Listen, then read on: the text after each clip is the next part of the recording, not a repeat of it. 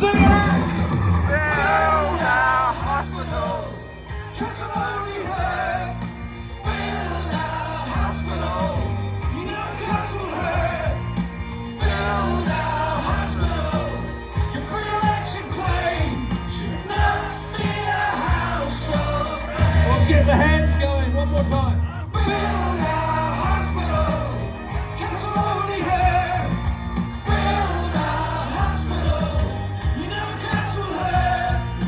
Build our hospital. Your pre-election claim should not be a house of pain.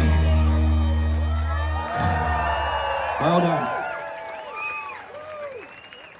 We love you, Bill. Thank you very much. Ladies and gentlemen, Bill Ackland and the Dunedin City Council. Give them a round of applause, ladies and gentlemen.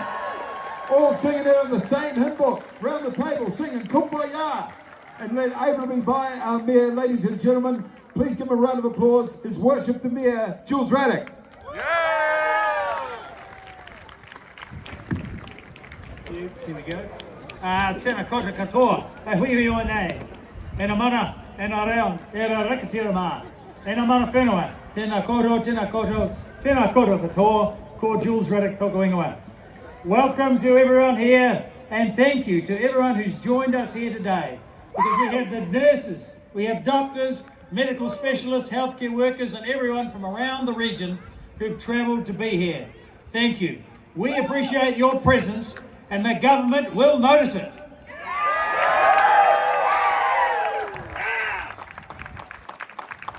For many of you, this will be your first ever march. Can we see that show of hands again? Who's first ever march? So a great many of us are here for the first time ever. And that's because people from across the southern region are outraged by the idea of cuts to this hospital. And we're here to send the government a clear message to keep their promise. This southern region tertiary hospital has been a long time coming, and every element has been designed in consultation with nurses, doctors and health professionals who know what is needed to give you the care you deserve. The business case was made 3.5 years ago, and it's been scrutinised, value managed and peer reviewed to make sure that the clinical services and facilities provide a fit-for-purpose tertiary hospital. We need the government to keep their promise and build it.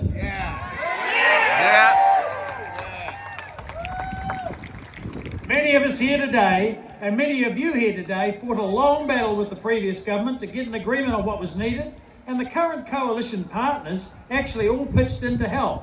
That was great. But now they're looking to break their promise, and that is simply unacceptable.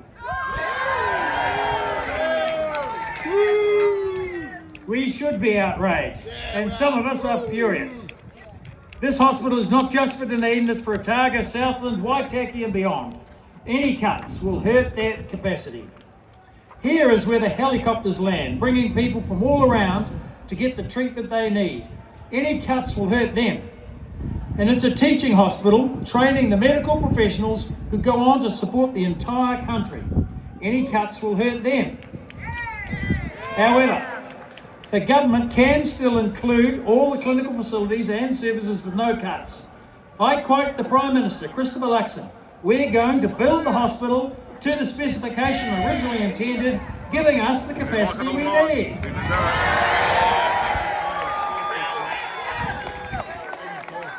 So I call on him and Minister Reddy and his colleagues to deliver the hospital they promised.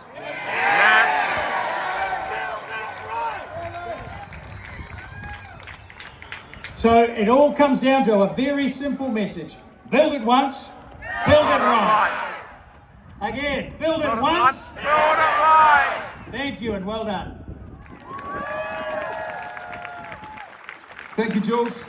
We've just had word, ladies and gentlemen, we've just passed Hanover Street. They're still a-coming. They're still a-coming. So thank you each and every one of you for being here. Well done. Give yourselves a big round of applause, ladies and gentlemen. Look at what you've done. I'd now like to introduce you to Dr. Sheila Barnett. She is from the Clinical Transformation Group. Give her a round of applause, ladies and gentlemen.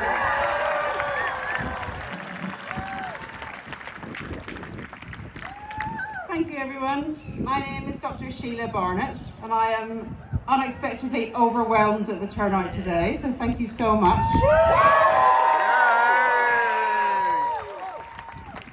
I'm an anaesthetic doctor at Dunedin Hospital, which means I work in the operating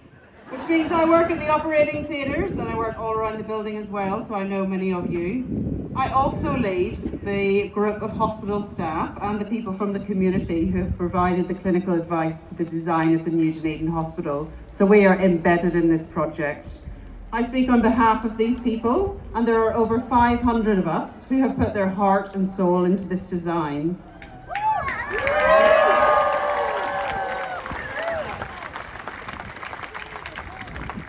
Our team have worked for 7 years, balancing busy clinical jobs, providing common sense clinical input, and many of us have lived and breathed this project. There has been a lot of give and take, but the final design we had was balanced, and it reflected what the southern region would need in the decades ahead. I know that what we have designed would have worked.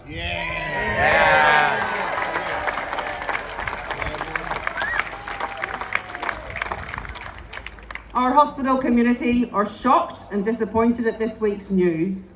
We don't know yet what the next few months will look like, but we will be working hard with our colleagues, again, to put the best advice forward that we can. But for now, I want to thank my colleagues and to you all, the community, for backing us and for turning up today to give the southern region a national voice. Thank you.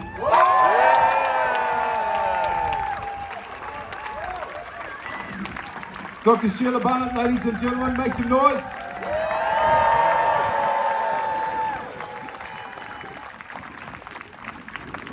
If you've got these billboards that you've spent time on, ladies and gentlemen, don't hide them now. All right, get them up nice and high. These are where the cameras are. These are what's going to... Look at that. Look at that. Have a look round. Absolutely beautiful. Thank you very much to the ODT for printing out a lot of those. Thank you very much for our council for leading these and giving us the They Save Hospital Cuts Hurt banners as well.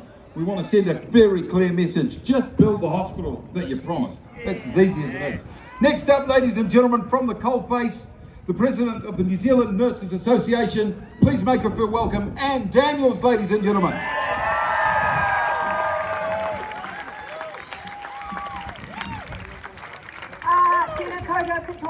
Before I start, I would like to actually just hand the mic over, not scripted, apologies, to Linda Smiley. She is a registered nurse working in Dunedin Hospital, and she has been fighting the cuts for 2 years. Linda. Good afternoon. When the Mayor asked me earlier in the week to speak today, I declined, because as you can appreciate, the thought of speaking in front of so many of you is quite frankly bloody terrifying. However, sometimes the issue becomes so important that you just need to get over yourself. And the announcement on Thursday of the clinical downgrading of our hospital serving the Otago and Southern people was that moment for me. It is an absolute tragedy that in this country people die waiting to be seen in emergency departments. Patients, including those with cancer, routinely have their surgeries cancelled at the last moment when they're already in a gown, in a bed, waiting to go to theatre. A significant driver of both these situations is clinical buildings and facilities no longer fit for purpose. Inadequate operating theatre space. Not enough inpatient beds, so nowhere for post-operative patients to go, and nowhere for emergency department patients to be admitted to. And once the ED corridors are full, the only option is a long time spent sitting in ED waiting rooms. Waiting times so long that some patients have chosen to leave with devastating consequences. So let's be clear. Poorly designed or inadequate clinical facility results in patient harm. This government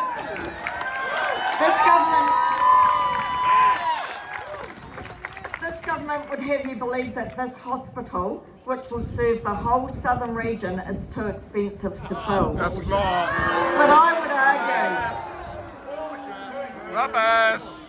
But I would argue that this coalition government has made a deliberate choice not to invest in the health and safety of the people of Otago and Southland. On the campaign trail, both Christopher Luxon and Shane Retty committed to building the inpatient building as per the business case. When this National Act, New Zealand First coalition government came into power, they had the money to do this. We know this because they found a spare $2.9 billion, which rather than honouring their commitment to current and future generations of Southerners, they chose to give to landlords. Likewise, a spare $216 million was found, which the coalition government chose to give to tobacco companies, rather than investing in health infrastructure. Billions will be spent providing roads for the North Island. So this hospital build is not too expensive. It is just not a priority for this government. Get them out.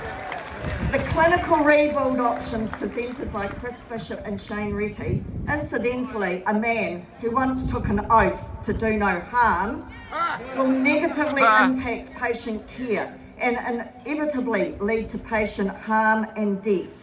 As nurses, we know this, and that is why we are out in force today.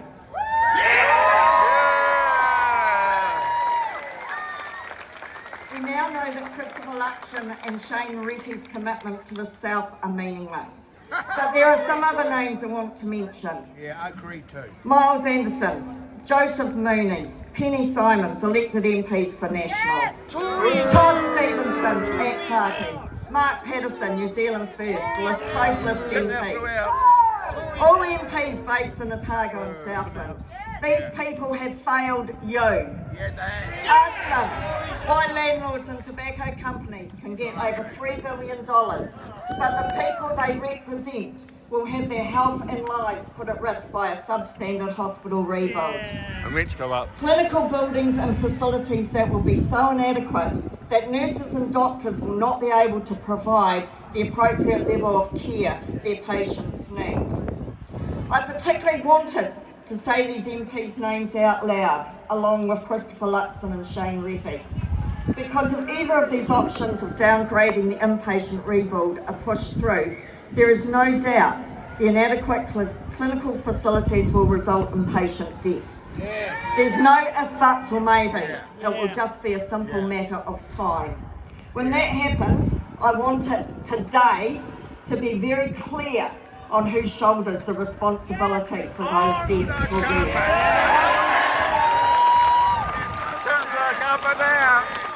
Please continue to fight. The threat to the health of those of us here and our future loved ones is very real. In the late 2022, the nursing organisation started a member-driven petition protesting cuts that Labor announced to a hospital rebuild. 23,000 so far have signed the petition. Labor reversed a number of those cuts and we suspended our petition campaign. In the wake of this announcement, we have reactivated our campaign and we have copies of the petition circulating in the crowd today. We ask that you haven't already signed the petition that you consider doing so. Change.org, reverse the cuts to Dunedin Hospital. Thank you. I'll just hand over to Anne.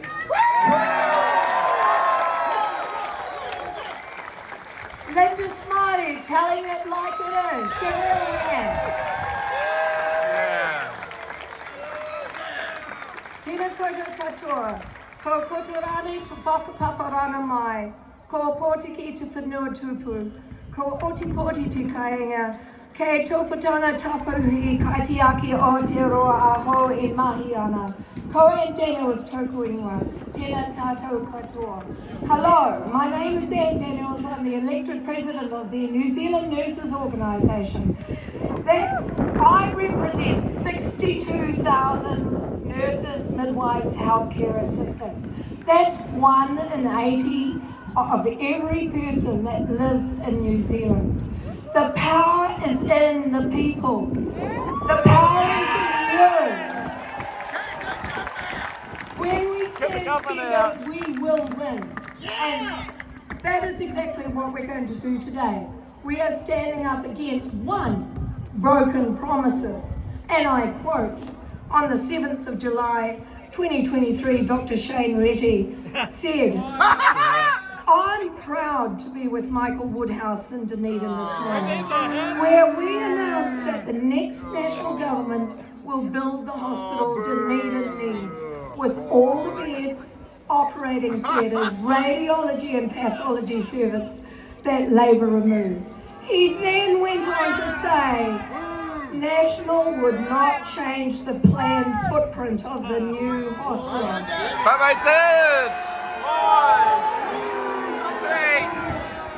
5, 6, idiots! We are standing up against The betrayal. 2, misinformation. We know this government is good at pulling out strong sound bites out of thin air. Look at the 14 layers between a patient and a CEO that was recently found to have no substance whatsoever. Now we are being told that cost blowouts will result in $3 billion hospital.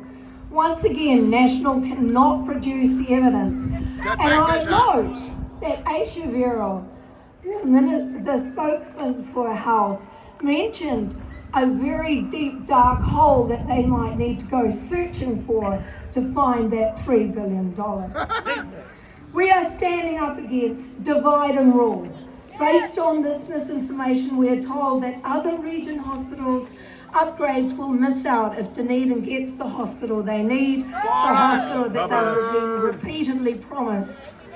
Even the regions don't accept this. They were in Parliament saying, this is bullshit, to cut a long story short. We are standing up against decisions made about us without us. This week, 2 options were put on the table, both rejected by very highly paid consultants in 2018, with good reason. Read the business case. Do your homework. It says the clinical service block is beyond repair, out of date, and will fail operationally. I ask, did Ministers Bishop and Retty talk with any health professional or union representatives, or you, the patients, before they made this decision? If they had, they would know that we need a fit-for-purpose, future-proofed hospital that will meet the needs of the city and the wider region. Do they know that an ageing population means more pressure on hospitals due to the lack of access to primary health care and more days in hospital beds?